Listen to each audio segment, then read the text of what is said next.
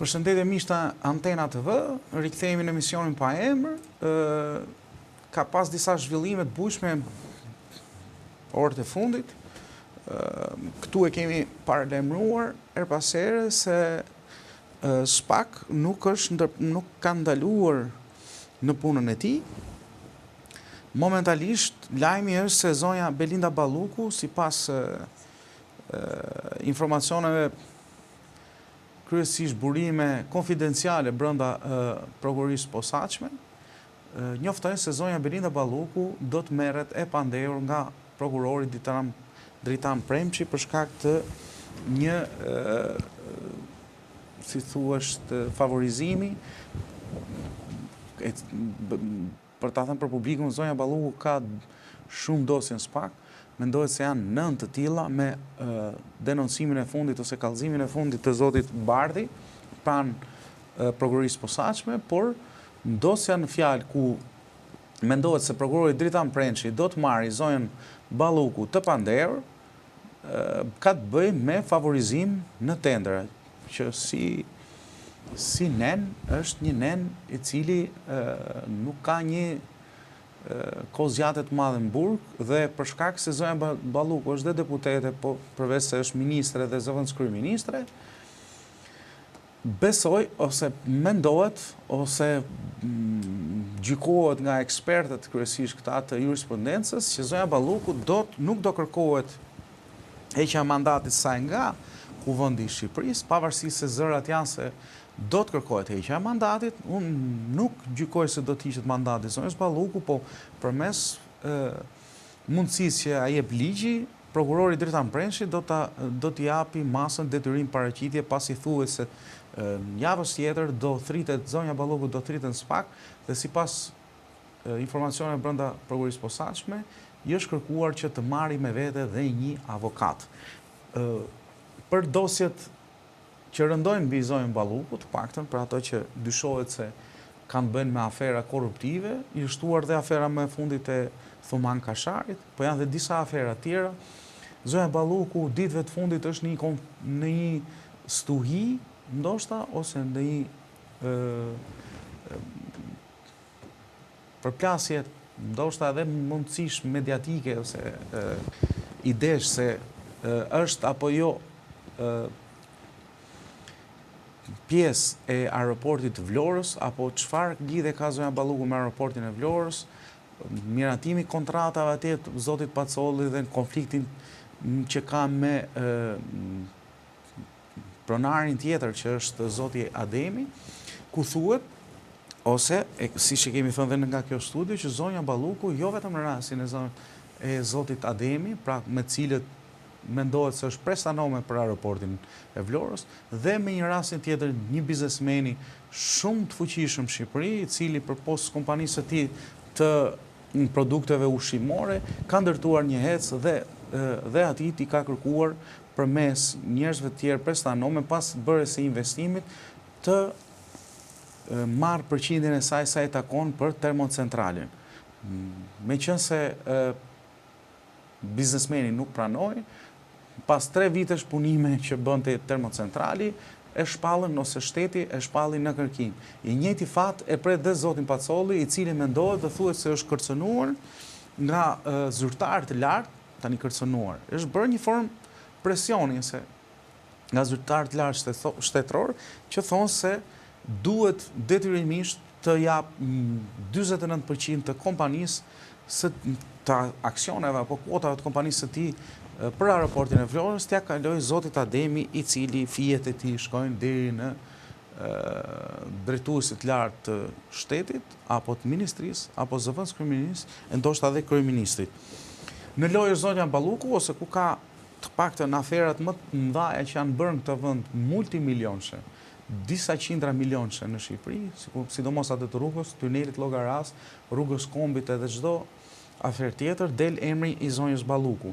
Zoti Dumani, me sa duket, nuk ka ndërprer punën e tij, të paktën sa i përket çores para drejtësisë të gjithë këtyre individëve që deri më sot I kemi quajtur të korruptuar. Ka pas një reagim nga zoti Gazvend Bardhi sot, ne mediat e dinim pak a shumë që do kishte një zhvillim të fundit për sa I përket zonës Balluku, e kemi thënë disa herë nga kjo studio për shkak të një konflikti të hapur që zoti se ndahet midis të bëj intro jam me kolegun Ermal Peçi se u zgjata shumë po thjesht për dhënë një pasqyrë se çka ka ndodhur. Se ne her pas here I themi, po nuk I themi të plota për shkak se s'duam të jemi as më shumë për shkak etike dhe mësuam të jemi spekulant në raport me publikun. Çështja e etikës është kryesore për vetëm arsye Anri që ne shpeshherë tregojmë kujdesshëm edhe për informacionin që dim, sepse si është ajo puna këta duan të bëjnë ndonjëherë, po të them atë, edhe në shashk. Nuk dua ta përdor si term, por pihet është një term botror që qarkullon, e ka pasur Rama, pastaj ka kaluar Sajmir Tahiri e tjerë me radhë, sepse këta ti marrin pastaj dhe thonë hajde na I vërtetoj informacionet që ti di.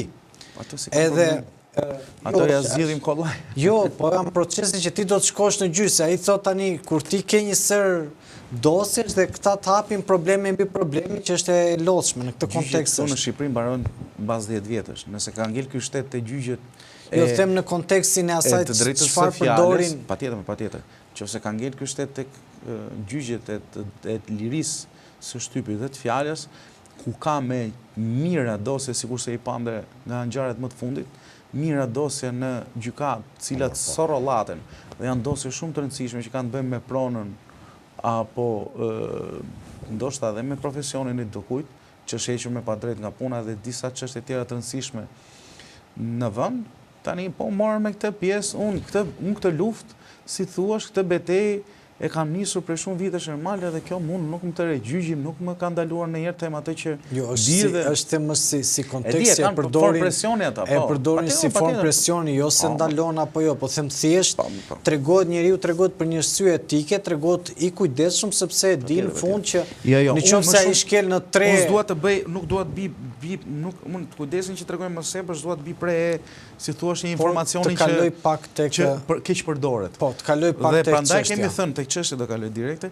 Prandaj kemi thënë që her pas here kemi thënë që zonja Belinda Balluku ka një konflikt hapur me Edi Ramën përpos llogarisë. Pra ekziston një konflikt me Edi Ramën dhe një llogari tani që ka për sistemin e drejtësisë. Ajo që shikoj unë. Dhe opinioni publik. Zonja Belinda Balluku e drejton Ministrinë e Energjetikës që nga viti 2019 deri sot që flasim. Paralelisht në vitin 2022 ajo u bë zëvendës kryeministre e Shqipërisë dhe e mban atë post edhe sot që flas. Pas largimit të Arben Ahmetaj. Po, pas largimit të Arben Ahmetaj. Madje në atë kohë kur zonja Balluku mori edhe këtë portofol, unë jam artikuluar dhe kam thënë që rreziku që të përsëritet një Ahmetaj 2 është evident. E kam thënë këtë jo se kam ditur gjë dhe unë jam njëri që di shumë edhe thash ndonjë gjë që nuk e kanë thënë tjerët. Por fakti kur delegohet shumë pushtet dhe fakti se si është korporuar dhe se si është punuar nga Partia Socialiste dhe nga qeveria e Edi Ramës, shpeshherë ndodh që do të bëhen koka tuku sepse vetë Edi Rama nuk do të bëhet kokë tuku. Është gati ka i të shesi të gjithë, që ka aty ti marri dhe ti vej të gjithë në paket dhe vetëm të jetë vetë që të themi të shesi gjithë, nuk e kam të në kontekstin se po thamë sheti I duket sikur Edi Rama e ka drejtësinë dorë edhe ka bën asnjë punë. Jo, ai mund të shesi politikisht. Po Rama mirë e marrin, pastaj e lçoj është politikisht. Ai e kam në kontekstin politik kur them e lëshoj, nuk e kam në sensin. A themi informacion më tepër? Po.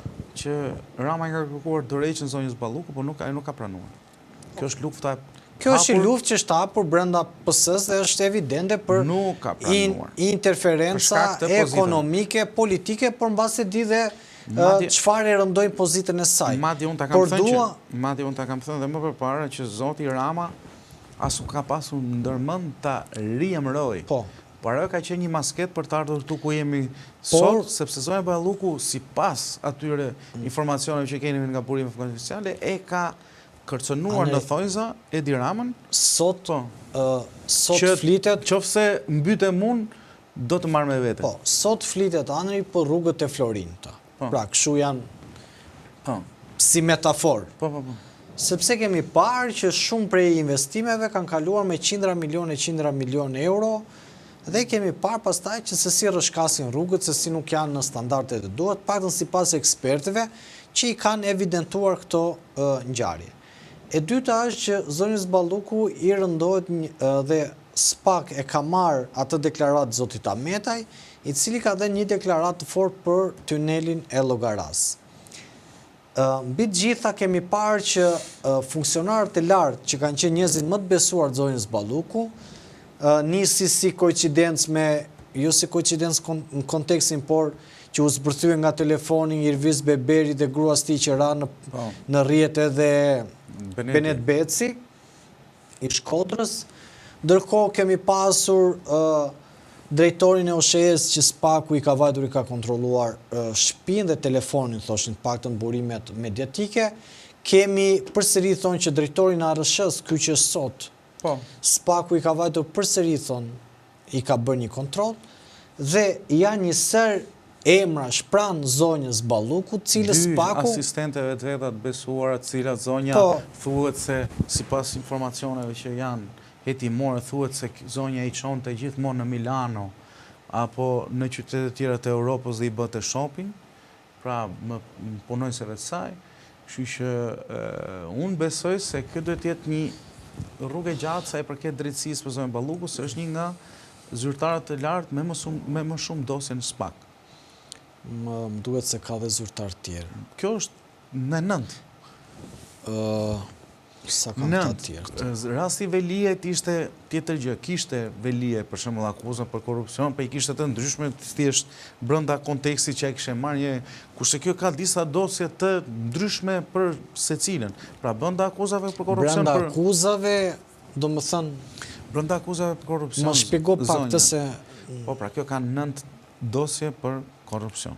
Siç i ka pas zoti Velije, që ishte për individ saktuar, po i kishte në një të logjik. Kjo ka 9 çështje të ndryshme. I ka në çështje të ndryshme, kuptoj. Domethënë portofolje të ndryshme që lidhen me korrupsion, me abuzime, me shpërdorime. Ministria e Financave dhe shumë si thua, ne përdorim termin oligark, po unë desha thoja që janë biznesmen klientë të qeverisë dhe mbi këtë perspektivën besoj se rrugtimi i saj do të nis nga ky favorizim i tenderave, por nuk do të mbyllet këtu. Unë mendoj vetëm të pra bëj lidhje në anë se çfarë po ndodh. SPAK para disa ditësh ka vajtur një prej biznesmenëve të fuqishme mediatik dhe të ndërtimit, të cilët i kontrolluan shtëpinë dhe më pas erdhi si edhe telefonin, edhe më pas erdhi si bumerang për portin e Limanit. Që është një port, domethënë të paktën ka qenë ist sigurist, i Limionit, më thua. Po. Limionit, Limani është porti. Limionit, yes, po. S'ka që mësësosh një. Dhe në këtë kontekst mendoj që tashmë duke qenë se do të lidhen shumë element, ka pasur biznesmen cilët janë thritur në SPAK, nga këta që kanë përfituar rrugë, kanë përfituar tender nga infrastruktura, të cilët mos në një moment do të shesin edhe zonjën Zballuku për të shpëtuar veten e tyre, siç ka ndodhur, jo se do bëjnë ndonjë gjë, por koha ka treguar që për të shpëtuar veten e tyre, ata do shesin njeriu i cili ata do e shikojnë si më pak të rrezikshmin. Në këtë panoram, çështja qëndron tani si do të veprojë Rama, se nëse goditet zëvendës kryeministri, a do përfundoj Belinda njërë si Arben Ahmetaj? Jo, do ka diçka tjetër tani. Pra, në gjithë të panoram, sepse tani më lindi si ide, Rama i ka deleguar Tiranën. Jo, i ka deleguar pushtetin po i ka deleguar Tiranën dhe zgjedhje tani. Ka 4 ministra, 13 deputet edhe Tiranën. Për Tiranën. Plus ministrinë e vetë, zëvendës kryeministre. Dhe i ka dhënë pushtet politik absolut, të padiskutueshëm. Unë nuk di në ndonjë qeveri të ketë pasur një njeri kaq shumë pushtet politik. As nga qeveria Berisha, as nga qeveria e Fatosnanos, ai sa mbaj mend nga qeveria e Fatosnanos, mos bëj, por as nga qeveria Ramës. Edhe Ben Ahmetaj që u delegua pushtet politik, nuk ju delegua në këto përmasa dhe që të ngrej gati duke si barabart me Ramën. Se me Tiranën, zoti Rama është shprehur që përgjegjësitë dhe meritat përfitoren i ka zonja Zballuku dhe e ka menjanuar zonjën Marceliu. Pra çfarë do lloj rezultati që të dali, merita do të shkojnë te zonja Balluku. Në këtë kontekste, që tashmë kur SPAK-u do ta marrë, se akoma nuk është marrë në hetim, ajo do të shkojë me avokat, është drejtuar që të jetë me avokat. Në tilla raste SPAK-u procedon që të merr në hetim, se prandaj të thret avokatin, por kjo është akoma për t'u lënë si pikpyetje dhe për ta parë kur SPAK-u t'i japi. Pa ndër, nuk është e thonë se është e inkriminuar, se tani mos ta bëjmë kështu se ti qëndrojmë dhe parimeve. Pra, por ama kryesisht kur të thrasin, që të thonë që të marrin të pandehur, besoj se prokuroria ka dyshime të arsyeshme që të kalojë pastaj. Po edhe për shkak të pushtetit absolut që ka pasur dhe kjo është. Po godet prokuroria pastaj për pushtetin. Jo, nuk po e godet, po them për pushtetin, fakti që ka deleguar tendera. Dhe po të shikojmë tani, do të ndaloj në dy kontekste, në qoftë se ma lejon pak dhe më pas të vazhdojë shtit. Pushteti absolut i një vetëm për qartësim. Pushteti absolut i një qeverie të korruptuar. Se pushteti absolut ka dhe ministri i transportit i Gjermanisë. Po pra. Para se të kaloj tek shtjellimi, do doja të falenderoj secilin prej teleshikuesve që na ndjek live. Do doja t'ju bëja një thirrje që të na shpërndani në diasporë, por edhe në Shqipëri, dhe të komentoni dhe t'jepni mendimin tuaj se si ju e shikoni këtë ngjarje apo dhe zhvillimet e tjera në fakt e mbi formatet e emisioneve që bëj. Do doja të kthesha tek tema. Pra unë tani lindin dy pyetja. I pari cili e ka sulmuar që ditën e parë, ditën e parë. I pari që e ka sulmuar për këtë çfarë do ndodhte sot ka qenë Gazmend Bardhi, kreu grupit parlamentar. Vetë zoti Bardhi do duhet kompensoj tani dhe e ka për detyrë që të bëjë një luftë të ashpër ndaj zonjës Balluku për shkak se do të kompensoj humbjen e vet, por do të ngrej dhe figurën e vet publike për shkak se që e humbi. Po, sepse politikisht e ka humbur komplet. Domethënë, sot zoti Bardhi në çdo debat që del, në qoftë se deri dije flise me petkun e Qarkut Elbasanit, sekretarit përgjithshëm, sot nuk është fare në konceptin, po them nuk është serioz, por nuk ka peshën që kishte para zgjedhjeve 11 majit. Pasur para zgjedhjeve 11 majit dhe zoti Bardhi ka kuptuar mjaft mirë këtë, prandaj është fshirë dhe nga loja vet dhe ka dal dhe nuk shko më të bëj betejë apo diskutim. Zoti Bardhi edhe dosjen e fundit që dorëzoi ishte në përgatitje edhe para zgjedhjeve. Nuk është kishte ndërprer atë betejën politike me zonjën në fjalë se kur u caktua. Për shkak që kur u caktua, zoti Bardhi edhe ai ka informacionet e veta, se nuk është njëri pa informacione, por e din edhe zoti Bardhi që s'do mirë do të rezultat në Fier, sepse edhe brenda PD-s socialist, por jo kështu të kaq dobët. E dinte Anni. Po pra, jo kaq dobët, është bastion socialist. Besoj që e dinte edhe që unë besoj që ai ka shpëtuar se mund dilte edhe më dobët në informacionet që kisha unë. Por në këtë kontekst më dobët ishte po të merrte 3. Po të mirë Azmeri, Azmeri 1, po. Pra Azmeri atje. Në kontekstin që ata në kontekstin që doruani njëri tjetrin dhe u bë lufta e fortë, sepse disa banor të lidhur fort dhe po e them për teleshikuesit, me Koreshin bën prapa ktheu në minutat e fundit, sepse nuk i la dinjitetit tyre, sepse ishte mbyllur marrëveshja dhe me ata. Ata thjesht nga që e njihnin Koreshin, e Koreshi aty në lushje ka pasur një profil të një qytetarin dhe të njeriu që modest sepse ishte mbyll pazarin disa zona anëri që asnjëri s'kalon. Jo, Koreshi ishte djegur. Patën në informacionet që kanë pasur nga terreni. Dhe thjesht ata janë ndjerë dhe kanë kthyer mbrapsht çka kanë marrë, kanë thënë nuk e bëjmë dot. Urdhroni, ne nuk i dalim dot atij se i kemi dhënë fjalën. Ç'është fjale ishte që doli Koreshi se do e kishte djegur Azmeri kështu. Në këtë kontekst tani në një anë Bardhi do të përfitoj pikë. Pyetja se nuk është më intereson çfarë do të bëj Bardhi. Pyetja është çfarë do të bëj Rama, se ajo ka interesin. Po, kjo është mos. Dhe interesi kryesor lidhet që tashmë duke qenë se vetë zonja Balluku politikisht është shumë e fuqishme, tani a do të ketë një luftë brenda PS-s? Vetë Rama nëpërmjet mekanizmave që ka në SPAK do të ushtrojë një presion? A do të mundohet Rama të bëjë një dalje të butë dhe të ketë negociata për të çështje? A do të kërkojë Rama një zgjatje dore bashkëpunimi me Berishën për të ndryshuar ndonjë gjë me komisionin Xhafaj për të tentuar dhe për të pasur më shumë pushtet mbi SPAK-un? Këto janë pyetje që u ngre tani dhe do doja në fakt Se dhe si pyetje, po janë dhe si një farë shtjellimi, por do doja që një pjesë ta analizoj ti dhe një pjesë ta analizoj dhe unë. E para njërën, po të ndjekim këtë lloj, si thuash, ecurijet spakut, ta heqim gabimet e spakut, ta heqim çfarë mendojmë për spakut, ta heqim heroizmat dhe çka ka bërë mirë spaku, nuk po diskutojnë në punën e spakut vetë-vetiu, po them, po të ecim mbi ecurinë që po ecën spaku. Me sa duket Dumani, nëse gjen informacione për të marrë Belinda Ballukun, Dumani shumë shpejt do na marrë edhe Ramën, se s'ka tjetër, e kemi thënë. Po. Janë plotësuar të gjithë, është plotësuar kuota, numri. Mund të bëjnë dhe një... Ti do thua SPAK ishte Ben Berishës. Jo, them në kontekstin se... Ja, nuk është ai thelbi. Unë besoj se në SPAK ka kontingjent gjithmonë, e kemi thënë që ka pas njerëz të Metës, të Metës, ka të Berishës, ka të Ramës, gjithse kush i ka tentuar të fusë duart aty. Me fjalë, dhe gjithse kush i prej tyre kërkon kontroll sepse i ka dalë nga duart.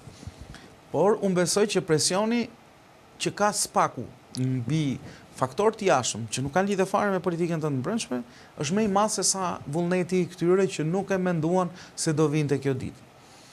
Kështu që vetëm me garanci që ka Rama, momentalisht ne kemi thënë her pas here që është kryeministër. Po.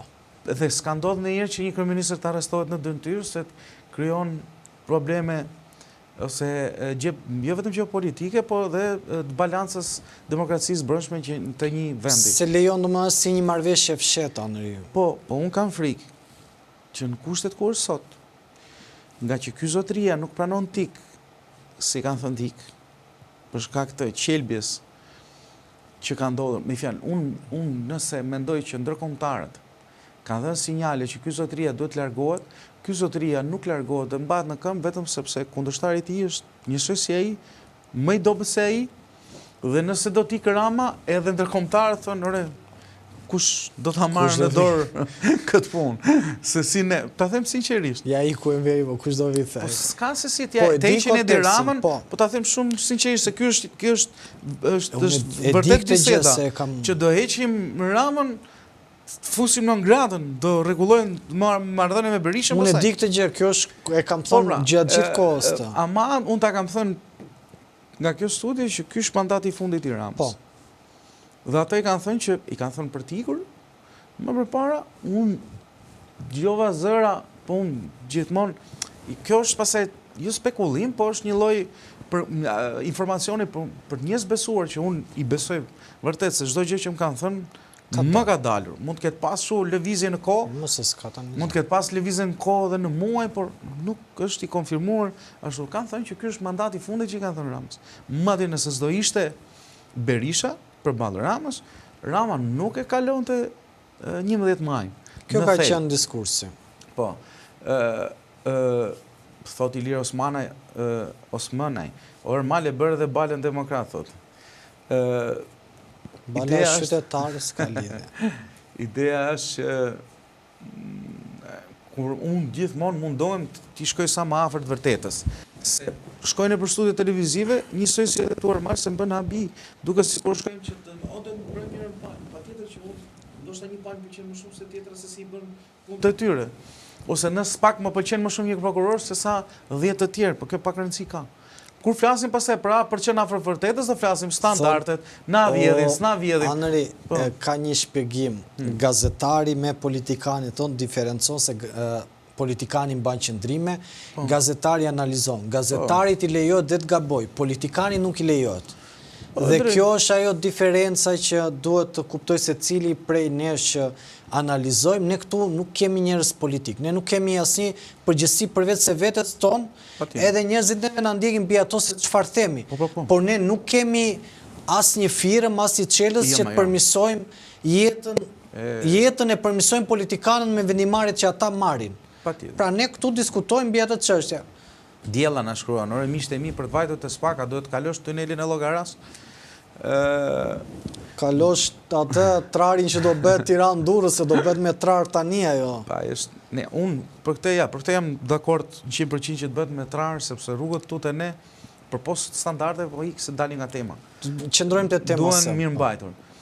Edhe këtu mbaron kjo.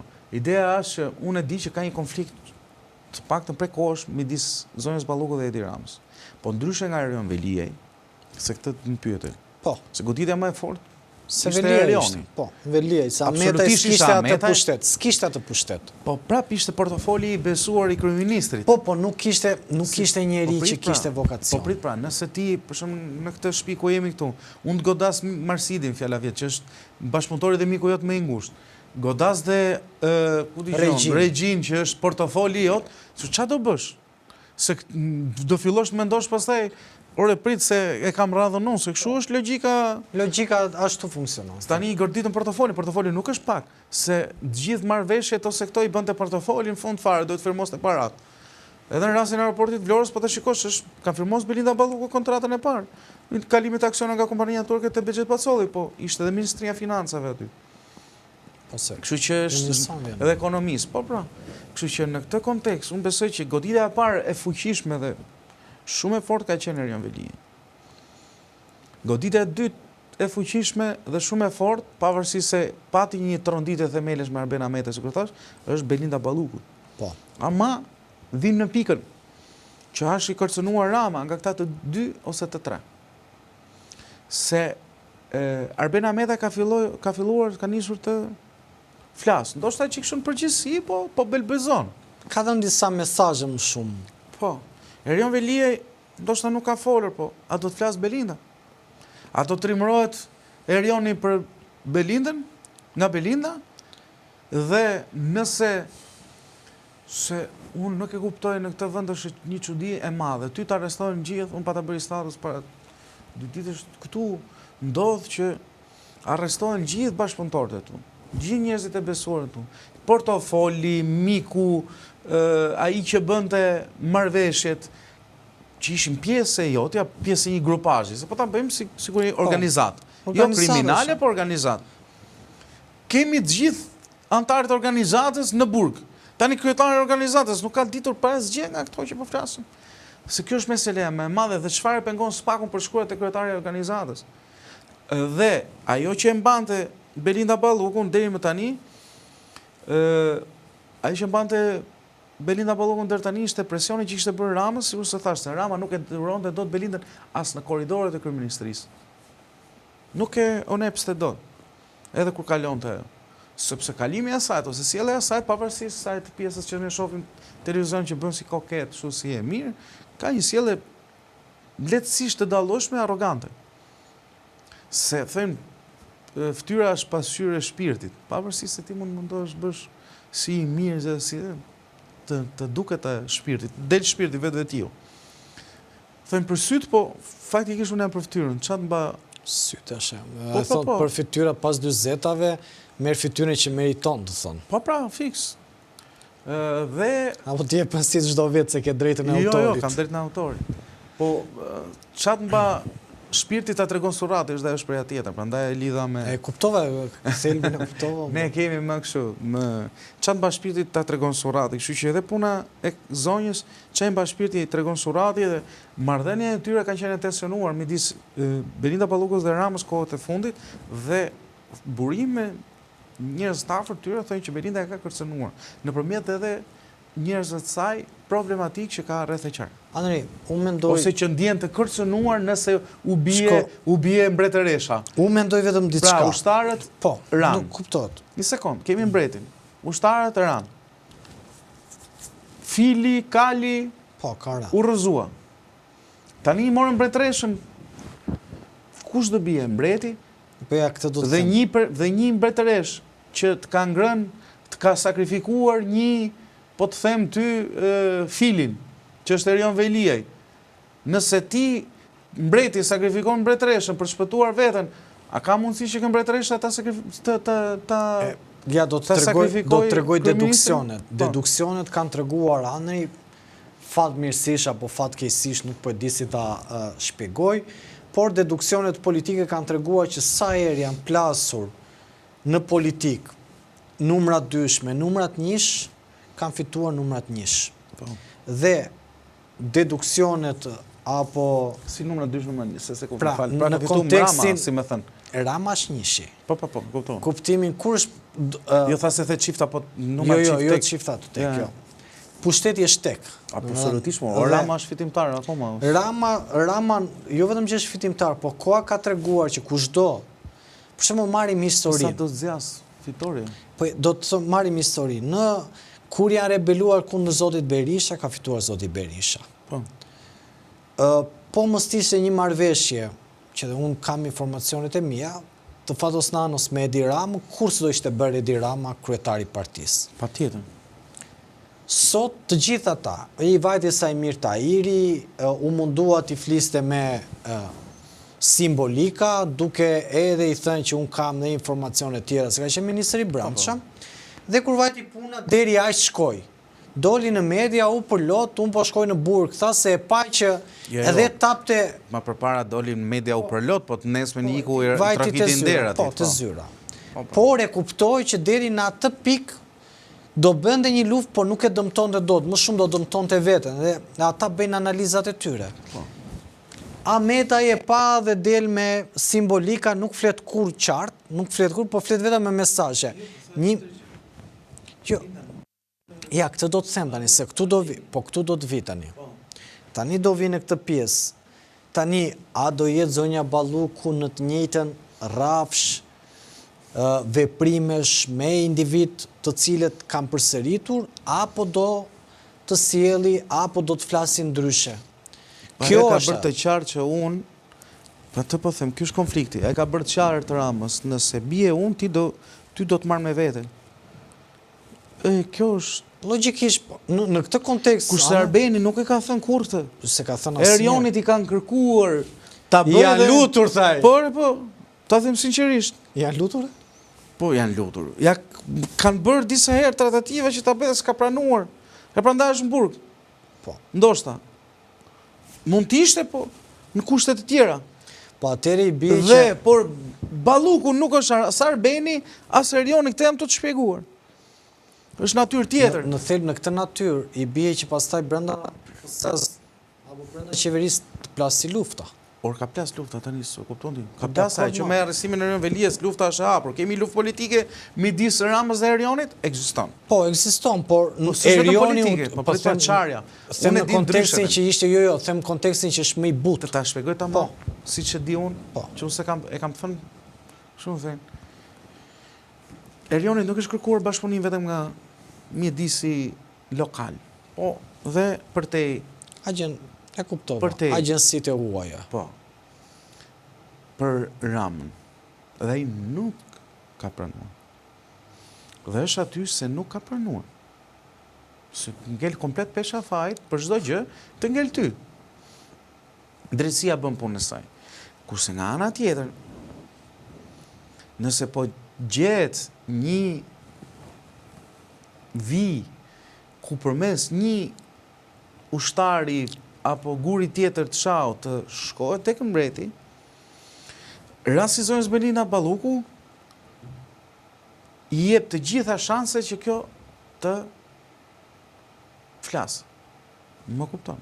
Dhe kjo e ka bërë të qartë atë pjesë. Nuk do lejoj që unë të bie për llogarinë tënde, sepse ka një, është ajo që ne themi, nëse Rama del në publik dhe thotë që këto kanë ngrënë kumlla prapa shpinës time, askush nuk e beson atë që thot Rama. Zero, asnjë, as ai vet, askush.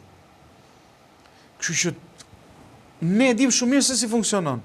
Rama urdhëron, siç bëri me rastin e Këshillit Bashkiak për shkarkimin e Erion Veliet, nuk pyetjes kënd vendosi Ogertën kandidaturë për Tiranën dhe në krye të Bashkisë Tiranës. Nuk pyeti askënd, mori Belindën i dha drejtimin e Tiranës, si Hoxha dhe të gjithë tjerë, kështu që në veprime dhe në urdhra qëndron Edi Rama. Lufta parë politike ka nisur ka kohë. Erion Velie betejën e parë nuk e ka me drejtësinë, mor. Drejtësia ka kohë që po merret. Erioni e ka me Ramën. Që a futi në aspektin politik, jo në aspektin juridik, se në aspektin llogarinë do ta japi ai para ligjit, e kupton, nëse ka shkelur ligjin. Por Rama elshoi në detyrë.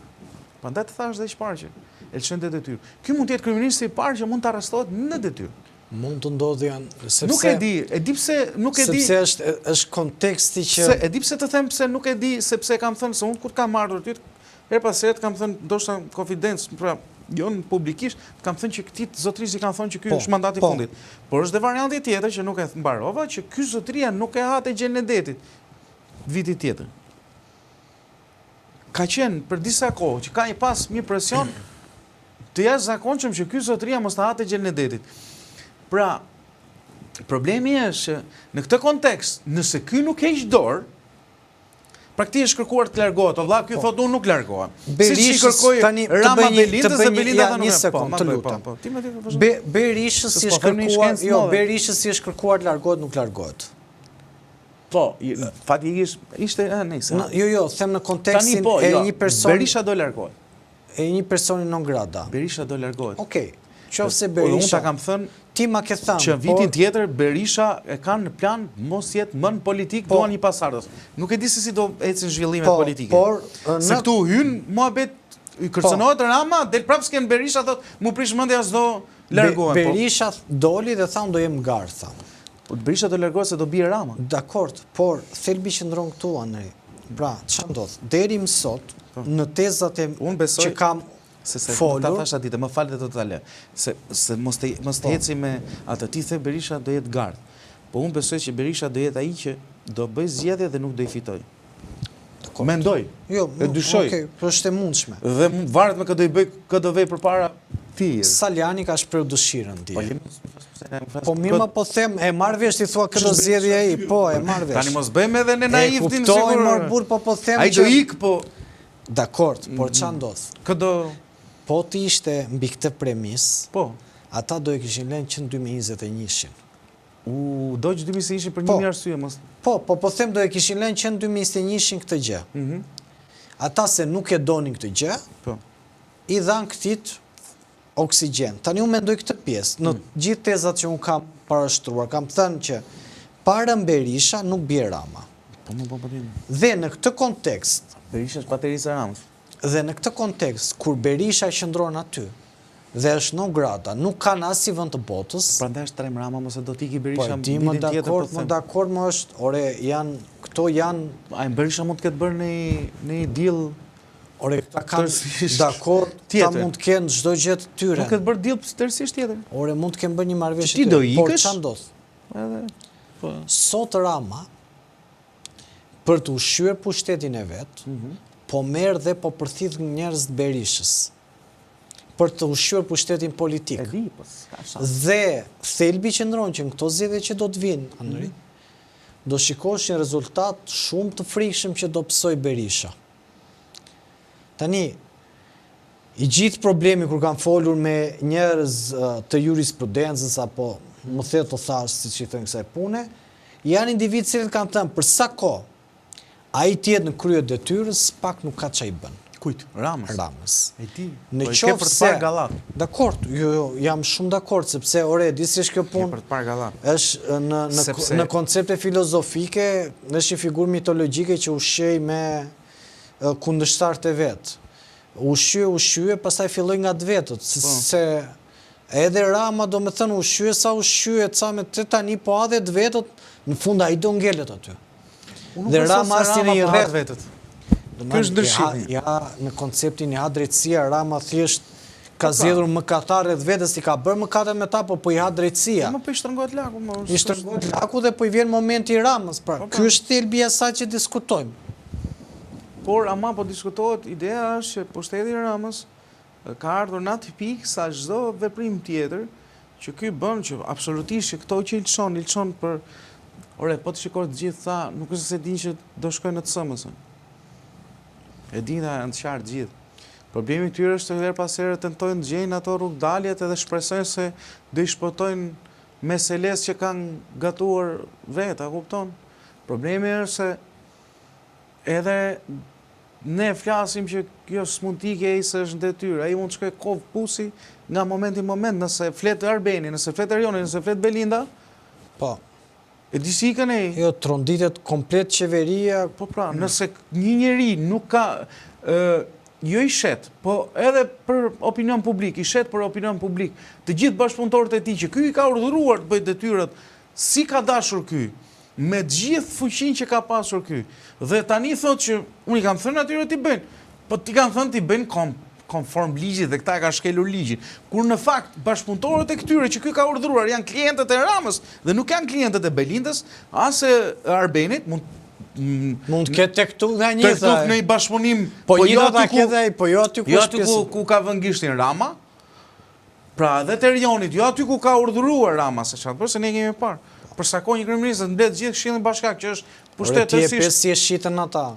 Ata bënin veprat, ore për njeriu mbante çik dinjitet anë se tani qofse unë ha buk me ty dhe ti bie në një moment vështirë apo unë bie, po dorën do ta ngrej un protet, bëj çfarë doj partia se tani kjo pastaj i bie që jo, s'ke nevojë me ngrit dorën, nuk merr pjesë fare siç bën ata të tjerët dhe vazhdoni në kontekstin që ore po e thua fjalën tënde që unë nuk jam dakord me siç tha i mjaftit. Po të merr Rama të shan nga familja pastaj. Pse si ti dakord? Po e le pastaj që të shan nga familja, pastaj mos u merr me politik. Po dhe i kanë lënë këta se këta e ka sharë nga familja i rinë gjithë shu dhe po të kanë mbushur dhe xhepët.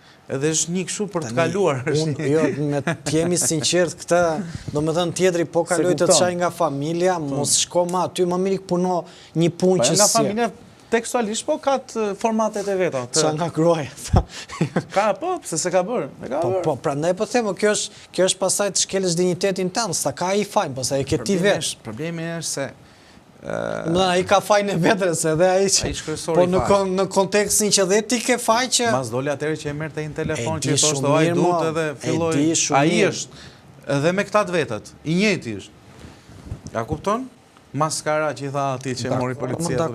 Që i njëti është që i përgjigje atit ma të tonë gjuhe ashtu i fletet e tjerve se e din shumë mirë. Se po t'ishe për tjerë, Berisha nuk është.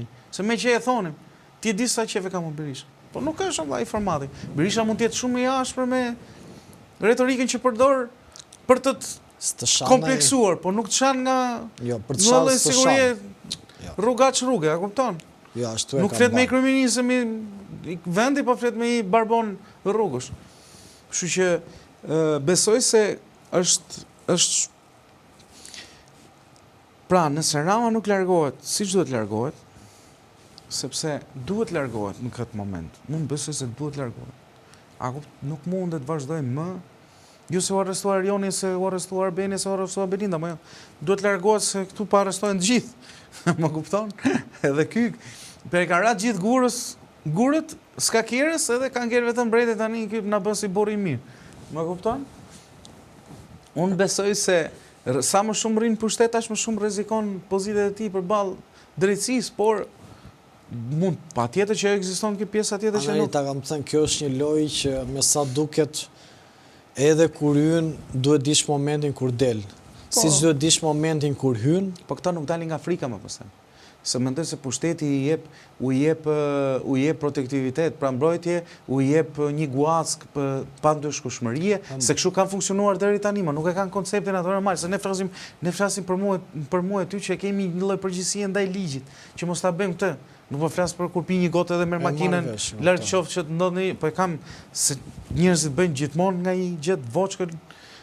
Por jo në përgjithësi nuk kanë asi moral fare, vledhin miliona euro dhe nuk kanë tur fare, jo vetëm të shpenzojnë, të mbajnë me ofi që njerëzit rreth tyre dhe nuk kanë asnjë lloj përgjegjësie. Edhe kurse kam kuptuar në fakt se si mundet, për shembull, se si mundet njeriu të jetë i babzitur në vjedhje. Po. Më thënë vete një moment dhe i thua stop vetes. Ja pra kjo, e bërëm këtë pyetje edhe kur ishim bashkë. Robi një moment reflekton me vete. Do ta reflektoj. Po s'le ai ose ai më poshtë, sepse këtu e ke shndruar gjithë, e ke kthyer mekanizmin shtetëror, e ke kthyer në një treg. Pra, që ky duhet marrë lekë ky tjetri lëvron te këto të tjerët dhe fillojnë pastaj. Jemi për burg thënë. Po që si ka pak të na mbledhin sa miliona euro që të kemi kur të jemi keq. Ata thonë ne burg do shkojmë, kanë të ndalë. Po se ke bërë, orea, mund ndryshosh tani një kost të një rrugë që kushton 100 milion euro, të tani i futi 5 aty te numri 2 e bëjmë 150 milion se dua unë tani. Po çan këto shaka janë këto lekë kështu, këta e kështu i ndryshojnë më. Është shifra aty është 10 aty i futi 0 mrapa ta bëjmë 100 thotë. Gjeje ti se si do ta bësh 100. Kaq të shkoj kjo rruga. tjera kosto ka, tjera kosto si këta i ndryshojnë rrugës. Ti ke parë tani si flasim njëri tjetrin? Gjithë janë me urdhra, bëhet i atë cilën dokumentin, këtu s'ka pyetur as në kohën e Spakut, përposa asaj që frika ru vreshtin që kemi thënë dhe ne, që ka një, po kjo frika ru vreshtin ka ndodhur te njerëzit ata dorës fundit tërë. Ata që nuk kishin frikë firmosin bënin burg për këta hajvanat. Po nuk ka funksionuar në hierarki të lartë, atë hierarki të lartë vazhdojnë flisin me njëri tjetrin me telefon, vazhdojnë. Ore është e çuditshme. Në kohë Spakut, mi fjalë janë dhe ai dutja dhe budalleja, kupton, kjo është e bukur këtyre. Dhe e mirë, edhe shqyqyr që janë ashtu, më nuk po them. Po janë dhe ai dut dhe hajvan. Si mund të jesh dhe ai dut dhe hajvan në lartësinë e këtyre? Po ti shikosh ti bisedat e këtyre thu, ore çuditësh. Thuar, si ka mundësi më të jenë kaq hajvan këta? Ta them sinqerisht, ora habitesh thuar, si ka mundësi që një njeri edhe kur e ka atë vezën në Prapanic, flet hapur, bën afera hapur, komunikon hapur se si do ndahen lekët, komunikon hapur se kujt duhet e japi, komunikon hapur se si duhet veproj. Si thoshin ata 100 atyre, 100 atyre pedagogëve, 200 neve ignorantëve. A kupton? Talli edhe batuta. Po në këshuar në telefon me... A kupton, mi që s'dalin televizion t'i bëjnë atë. Se është një të dalësh televizion t'i bëjnë publikisht fare. Po si është dhe mundësia se s'kan dashur të rinë media. Po dhe po t'jenë media bëjnë. Si kam kërkuar kur. Anë i besoj që këtë teme e zauruan, do prekim pak këtë së luftën në rrjetet sociale me Tom Doshi dhe Berishës. Po dhe prekim. Unë e dija që dje dhe ta shkryta që dje që Tom Doshi thuhet, flitet, ka informacione, që është dollë shohet urdhër arresti. Tom Doshi nuk është deputet, i herëpare do ta theksojmë. E ka dhënë dorëheqjen. Dha dorëheqjen. Ka dhënë dorëheqjen. Se ne edhe kur e dha dorëheqjen e kemi bërë këtë live. E kemi diskutuar. Kështu që në rastin e Tom Doshi ndryshon kryekëput nga rasti i zonjës Balluku, sepse në rastin e Tom Doshi një mas arrest, mas shtrënguese arrest, shtëpi ose arrest me burg e merr kollaj Spaku, kurse për Belindën do të kërkoj ndërprerjen e mandatit nga... Ka të bëj me imunitetin kjo puna, apo jo? Patjetër, pra. Apo kërkon dhe ndërprerjen... Detyrimi paraqitjes jo. Detyrimi paraqitja, si që bën Berisha, që ata të marrin pa, nuk pyesin, pastaj hyri futin loj Berisha gjykatën kushtetuese, që ti se bën dot sepse do t'i kërkosh kuvendin, jo. Spaku për detyrim paraqitje mund marri këdo të ndërprej udhimin, pra se ato u kapën tek pjesa e marrjes pasaportës që ky nuk fluturohet do t'i lirë. Pra detyrim paraqitje po unë mund të fluturoj i lirë. Sikur do ishte në Amerikë Berisha. Ajo që më bëri përshtypje sot, domethënë ishte konteksti i përplasjes Tom Doshit me Berishën, vetë Tom Doshi ktheu përgjigje quajti plagë gënjeshtar. Duke është një luftë në rrjete sociale, përpara kam pasur në parlament ata, ka pasur me zonjën Topalli, po dhe me Berishën ka pasur disa përplasje. Ka kohë që flitet për arrestimin e zotit Doshi, po? Flitet, por fakti edhe vetë zotit Doshi ishte në SPAK. Mos bëjmë dhe në si fallxhora, kupton? Jo, ishte në SPAK zotit Doshi, para pak ditësh, po. Ironizoi aty me termin kolegët e Rion Veliajt. Nuk e kuptova dot, a ishte një mesazh simbolik, a duhet të jepte një mesazh, nuk arrita dot ta kuptoja dhe nuk e dëshifrova dot. Tom Doshi ka ftuar marrëdhënie edhe me Edi Ramën. Me Edi Ramën po. Për shkak disa përplasje ndryshme të kontingjentit që rrethohet nga Tom Doshi dhe kontingjentit që mban pastaj Rama bashkë me këtyre të tjerë, me këta të tjerët që ka përreth si ministra e zëvendës kryeministra. Një përplasje e fortë ka pasur me syre, edhe ka qenë zoti Doshi herë pas here është ruajtur edhe nga kjo përplasje, por kjo nuk ka të bëjë fare me drejtësi. Besoj se zoti Doshi për një nga ato që hetohet për ndërhyrjen e sistemit drejtësisë që ka të bëjë me përgjimet që u bën për gjykatën kushtetuese. Një çështje nëse shkon ajo, ose se di tani se s'po marrin vesh më. Se për tjetër shkon atje, për tjetër akuzohesh ose hetohesh. Tjetër të del aty, për çfarë vetë ti, për çfarë të nxjerrin ata. Një shqetësim që është bër, ka qenë kjo pjesa e me pajisjen e famshme, po. Jo, për shkak Sky Encros, që gja është lobuar që kjo gjëja të mos të revokohet nga gjykata kushtetuese, që provat e Sky Encros të quhen prova legjitime. Ato do dolën që mbaroi muhabeti pastaj se u dha vendimi. Nuk kishte lidhje për vendimin, kishte lidhje me interpretimin që do bënin anëtarët e gjykatës kushtetuese përmes lidhjeve të kontingjentit ose të segmenteve ndryshëm. Në qoftë se ajo Afër binte, Tomdoshit- kishte një sër çështje që bini unison, se ishte vendimi i gjykatës Strasburgut ai edhe thjesht e aprovuan. Besoj që s'kemi më çfarë. Jo, vetëm thjesht desha të thoja që mbyllet thuhet që është dhënë një urdhër, është lishuar një urdhër arresti nga prokuroria që të pritet të zbatet. Thuhet, por unë jam skeptik derisa të ndodhi se mos ta bëjmë ta thash deri si puna fallxorëve. Unë as për Tom Doshin që krahasu me ca tjerë lë për dëshiruar në aspektin politik, një figure politike, nuk më bëhet qefi që shkon në burg. As për Belindën nuk më bëhet qefi që shkon në burg, as për Ahmeta, as për Berishën, as për Metën, që ndoshta e urrenin 80% e shqiptarëve. Unë mendoj se shqiptarët, as për Ramën nesër pas nesër nëse shkon në burg zot ja di më. Por nuk më bëhet qefi sepse unë mendoj se ërmaj se shqiptarët kanë jo vetëm mundësinë, po kanë të gjithë investimin që është bërë deri më sot, gjithë jetën e tyre, kanë të gjithë kapacitetin ose mundësinë të meritojnë njerëz më të mirë që t'i përfaqësojnë. Mos t'jenë tuf hajdutësh, batakqin, ignorantësh dhe hajvanësh e maskarensh, që kryesisht i kanë parë si portofol taksat e shqiptarëve për të gostitur klientët për rreth saj ose miqtë e tyre dhe veten e tyre dhe kur nuk e kanë parë për të bërë gjëra që ky vend kaq i vogël me 1 milion pasurish kombëtare në të gjitha format edhe me prona apo me bregdete me male të përfundojnë në pikën ku shqiptar pjesa më e madhe të vuajnë për bukën e gojës, pavarësisht se vdes njeri për bukë, si thotë Rama. O Anëri, e disim tha një njeri, tha bregdetin e kanë marrë, tha poruani bregdetin e morën, tha poruani mos u marrin male, tha se bregdetin. Ja, fillon pra tani. Po bregdetin e morën, tha. Po i thot pra atyre të kryebashkiave nxitoni çik tani se kanë ardhur ofertat e ju jeni mrapa me hartat. Do i bësh një thirrje të lëshikuzve edhe ta mbyllim? Po, patjetër.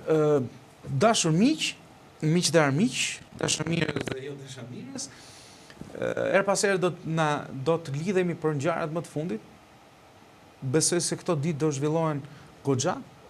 Besoj se këto ditë do ketë zhvillime të reja dhe për betejat politike që do të plasin Partinë Socialiste, unë jam i sigurt se në Partinë Socialiste do ketë një front të ri të shpallur, jo të shpallur zyrtarisht, po do shpallet me veprime ose veprimtari politike që të tekin ky kandidati tjetër i akuzuar nga SPAK, që është zonja Belinda Balluku, sipas luftës se kemi më datë 31 tetor normal për një javë, nisur nga sot. Kemi edhe gjykatës kushtetuese, vendimin e gjykatës kushtetuese për shkak të shkarkimit të zotit Veliaj. Dhe ky është debat tjetër, ajo ka qenë betejë janë 5 bashkitë e tjera që janë në do kalojnë në zgjedhje, pa ajo është zhvillim. Zhvillim, po, patjetër, por unë besoj se interes publik do ketë si do zhvillojnë ngjarjet për zonën Balluku, a do të ketë arrestuar të tjerë nga SPAK-u dhe çfarë do përgjigje do marrë gjykata kushtetuese. Besoj se gjatë këtyre ditëve do kemi zhvillime të rëndësishme politik, kështu që na ndiqni, na bëni like, na bëni subscribe, na sugjeroni te miqtë tuaj, ky është vlerësimi i vetëm që kërkojmë nga ju dhe ju falenderojmë për kohën që harxhoni me ne dhe ju falenderojmë për mendimet dhe këshillat të herpaseshme që na jepni. Ju përshëndes bashkë me kolegun tim Ermal Peçi, shihemi shumë shpejt për ngjarjet të tjera që ndoshta edhe mund të jenë pak të rëndësishme, por në thelb kanë një ndikim të jashtëzakonshëm tek përditshmëria jonë edhe ndoshta edhe tek profesioni jonë. Mirupafshim dhe faleminderit.